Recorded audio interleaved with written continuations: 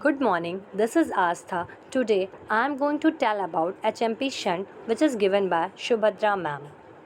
HMP Shunt, it is also known as hexanase monophosphate.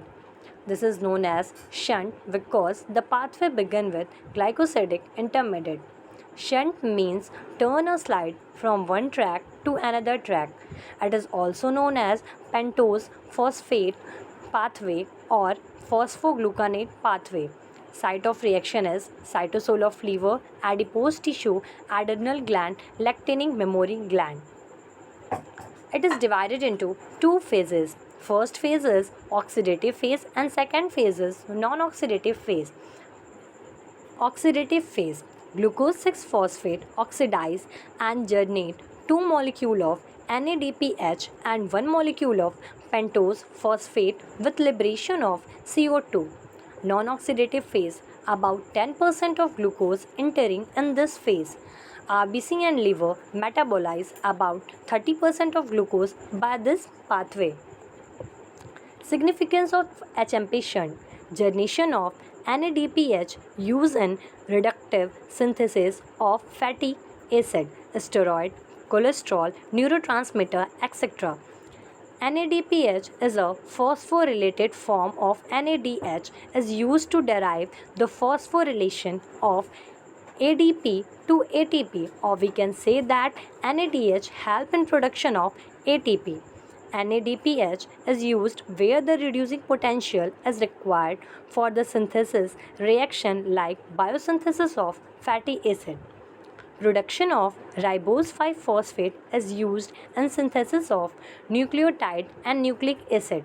Production of erothase 4-phosphate used in synthesis of aromatic amino acid.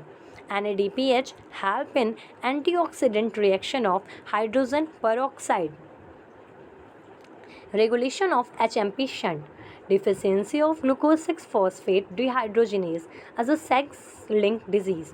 The gene of glucose 6-phosphate is on X chromosome and hence male are affected. Deficiency occur in all cell but most severe in RBC.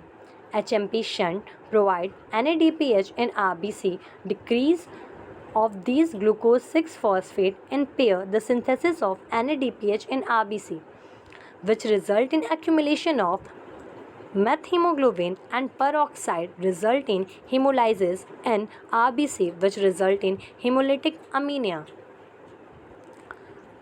As we all are discussed, the HMP shunt pathway occur in two phases. First phase oxidative and second phase non-oxidative.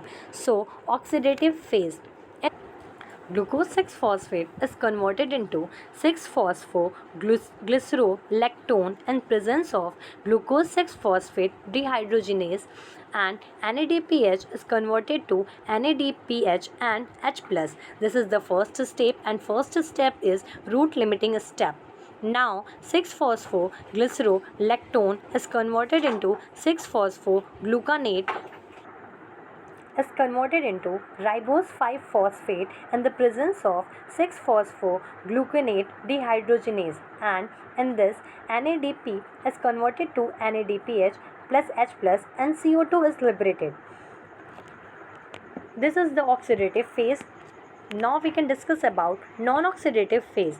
In non-oxidative phase, ribose 5-phosphate is converted into hexulose 5-phosphate in the presence of phosphopentose epimerase, and it is also converted into ribose 5-phosphate in the presence of phosphopentose isomerase. Now hexulose 5-phosphate, it is transferred at 2 carbon unit to ribose 5-phosphate and it forms pseudoheptase 7-phosphate in the presence of transketolase.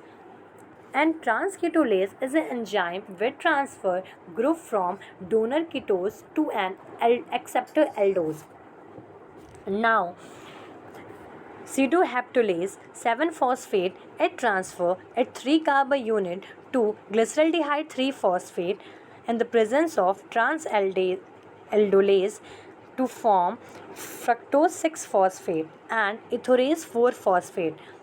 Now again hexulose 5-phosphate it transfer it 2 carbon unit to atherose 4 phosphate and it form glyceraldehyde 3 phosphate and fructose 6 phosphate in the presence of transketolase and glyceraldehyde 3 phosphate. The 2 molecule of glyceraldehyde 3 phosphate is condensed to form 1 molecule of fructose 6 phosphate.